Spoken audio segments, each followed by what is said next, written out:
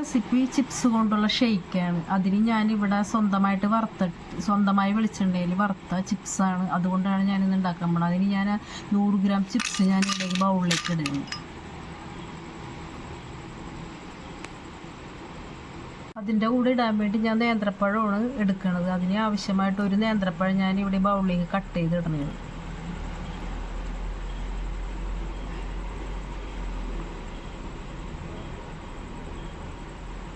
ഇതിന് ഞാൻ 2 കപ്പ് പാലെടുത്തിട്ടുണ്ട്. അത് ഞാൻ ബൗളിലേക്ക് ഒഴിക്കുന്നത്.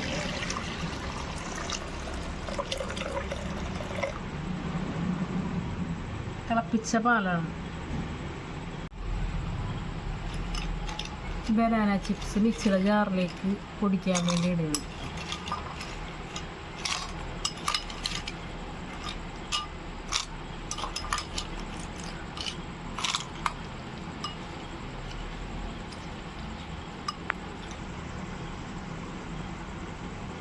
ഈ ചിപ്സ് ഞാൻ നൈസായിട്ട് പൊടിക്കാൻ വേണ്ടി ജാറിലേക്ക് ഇട്ടേക്കാണ്.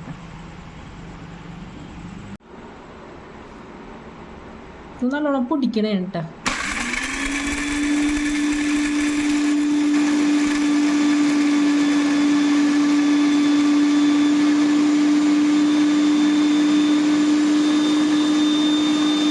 മിക്സിയിലിട്ട് ചിപ്സ് നല്ലോണം പൊടിച്ചെടുത്തിട്ടുണ്ട്.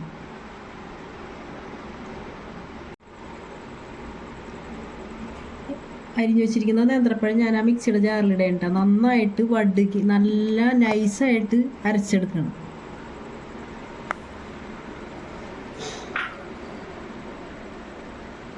അടിക്കണേണ്ട, നന്നായിട്ട് അടിക്കണം.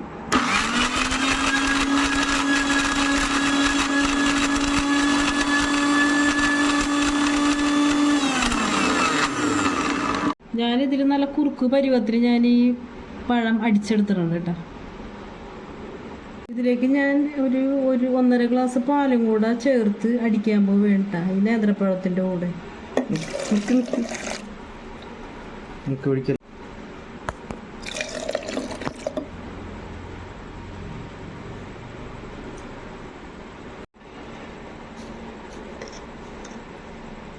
ഇതിലേക്ക് ഞാൻ 2 ടേബിൾ സ്പൂൺ പഞ്ചസാര ഇടുന്നു.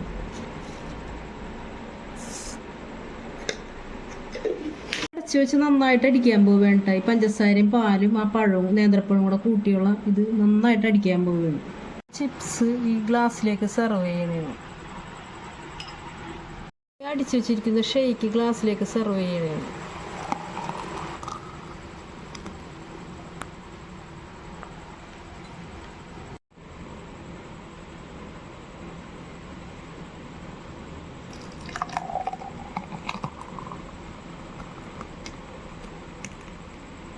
വെച്ചിരിക്കുന്ന ചിപ്സിൻ്റെ പൊടി ഞാൻ ഈ ഷെയ്ക്കിൻ്റെ മേലെ ഇങ്ങനെ സെർവ് ചെയ്യണേന്. അത് ഈ ബനാനയുടെ ടേസ്റ്റ് കിട്ടാൻ വേണ്ടി.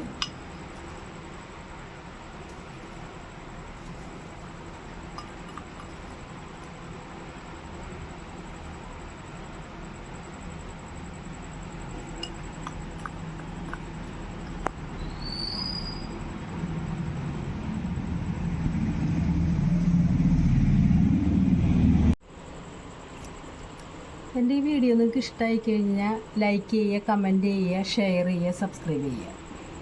ഇത് നല്ല ടേസ്റ്റിയാണ് കേട്ടോ.